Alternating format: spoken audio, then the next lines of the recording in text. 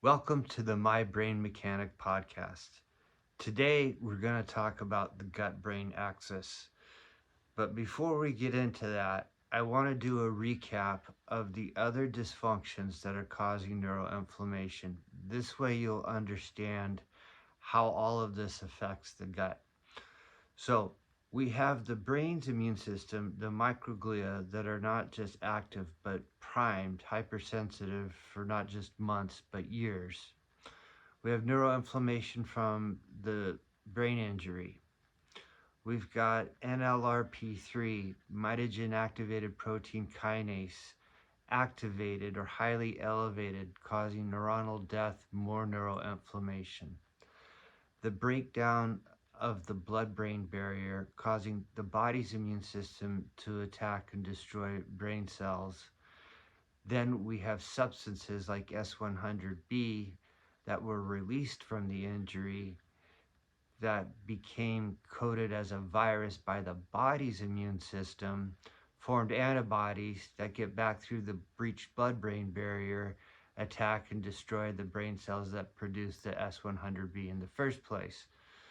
Plus, the brain is the most susceptible to oxidative stress, vastly toxic environment. So we've got a tremendous amount of neuroinflammation.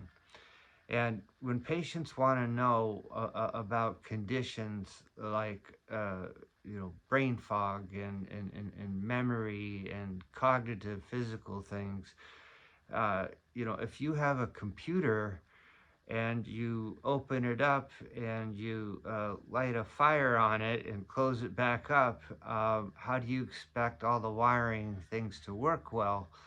And that's why we've got to put that fire out, that inflammation out, so everything can connect and start working again and regrow. So all of this neuroinflammation is sending signals down to the gut. And it's well established that there are rapid shifts in healthy bacterial levels and dysbiosis occurs. That in turn sends more and different cytokine signaling back up to the brain, which causes more inflammation, and we get this bidirectional inflammatory loop that just keeps getting worse and worse.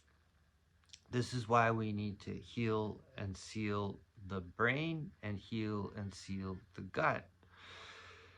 And if you go back to when I said Dr. Rayson, the head of the Department of Psychiatry at Wisconsin, said in 2018 neuroinflammation was the sine qua non of all mental conditions, all neurologic health. Science Direct said psychiatric medicine has not changed since the 60s. Could blocking the effects of neuroinflammation be the next step? Well, the gut is the second brain and a major cause of this neuroinflammation because it's taking all of the neuroinflammation in the brain and making it worse. So how do we address this? We have to recreate a healthy microbiome. Now, that's probiotics, the active live strains, prebiotics to create more diverse bacteria, and postbiotics to support their survival, regrowth, nurture them. The reason why you want pro and prebiotics is because the healthiest guts are not just the amount of healthy bacteria, but the diverse amount. Then you need different compounds to seal the gut. Glutamine, zinc, glutathione, short-chain fatty acids. These are all some of the things needed. Now, at this point in a conversation, a practitioner will usually say to me, Scott, this is great, but all of this, different compounds and different dysfunctions, is going to be overwhelming to a patient, and 14 bottles and different information and bottles going out of stock and the cost and the formulas changing and how do you know when to take what? And it's a very good question. And I realized it's not the science, it's the delivery. So I created GBA, and it's a medical nutrition kit that is not to treat a TBI, but to address and help reestablish the 5 dysfunctions that are occurring all in, and you can't put everything in one bottle, so we have to make an AM, a PM, and a PM with 3 capsules because we have nutrients competing for each other. We've got dosing at different timing. Certain compounds need to be in certain forms to get to the brain. But to have everything in one kit to make it easy to implement into a rehab setting and for patients to take. And if we do this, like when I say that I named my practice my brain mechanic, and we help put back the parts of the car that are needed for it to work properly, this is when we can really make the next turn of a page in recovery, what we haven't seen in decades.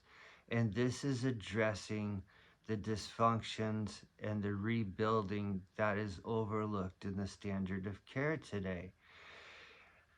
And the thing is, if you're in a car and you put the car into drive, there needs to be a certain transmission of signals to take place. If you're going to put the window down, if you want the lights to come on, the engine to start, the transmission, all of these things just need the right parts back in place doing the right things.